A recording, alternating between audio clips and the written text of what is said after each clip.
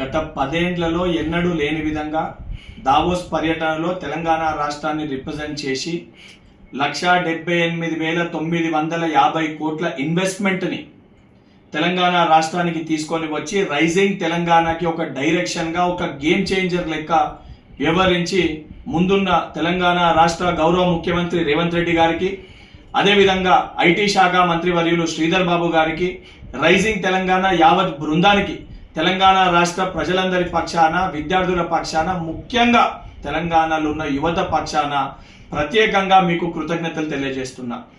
ఈరోజు కాంగ్రెస్ ప్రభుత్వము, కాంగ్రెస్ పార్టీ చేస్తున్న ఒక డెవలప్మెంట్ని, మేము ఏదైతే ఇస్తా అన్న గ్యారంటీని ఇంప్లిమెంట్ చేస్తుంటే దీన్ని తట్టుకోలేక, జీర్ణించుకోలేక ఒక కడుపు మంటతోటి దీనిపైన విషం జిమ్మే ప్రయత్నము బీఆర్ఎస్ పార్టీ నాయకులు కల్వకుంట్ల తారక రామారావు గారు చేస్తున్నారు.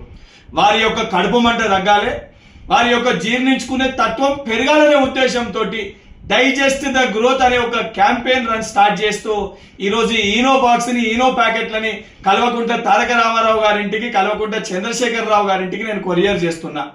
అదేవిధంగా వారి కడుపు మంట, అదేవిధంగా మనం చేస్తున్న డెవలప్మెంట్ని వారు తట్టుకోలేక, జీర్ణించుకోలేక వారు చేస్తున్న దాన్ని జీర్ణించుకోవాలంటే తెలంగాణ రాష్ట్ర వ్యాప్తంగా ఉన్న కాంగ్రెస్ పార్టీ శ్రేణులందరితో కూడా నేను విజ్ఞప్తి చేస్తున్నా.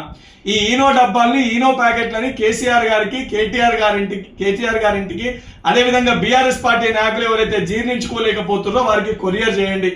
కనీసము మనం చేస్తున్న డెవలప్మెంట్ని జీర్ణించుకునే తత్వాన్ని ఈనో ప్యాకెట్ల ద్వారా వారు కొంచెమన్నా జీర్ణించుకుంటారు. దానితో పాటు మేము చేస్తున్న సంక్షేమాన్ని తట్టుకోలేక నోటికి వచ్చినట్టు బీఆర్ఎస్ పార్టీ నాయకులు మాట్లాడుతున్నారు. కేటీఆర్ గారు ఏది పడితే అది ఒక ట్విట్టర్ పిట్ట లెక్క ట్విట్టర్లో ఏది పడితే అది పెడతారు. బిడ్డ, ఏదైతే తెలంగాణ రాష్ట్రాన్ని అభివృద్ధి పదంలో ముందుకు తీసుకెళ్లడమే మా ప్రభుత్వ ధ్యేయము, మా ప్రభుత్వ లక్ష్యము. దాన్ని అడ్డుకునే ప్రయత్నం చేసినా, మా కాళ్ళల్లో కట్టెలు పెట్టే ప్రయత్నం చేసినా గుడ్డలు తీసి కొట్టే పరిస్థితి ఉంటుందని చెప్పని కల్వకుంట్ల తారక రామారావు గారిని, బీఆర్ఎస్ పార్టీ నాయకులని హెచ్చరిస్తున్నా.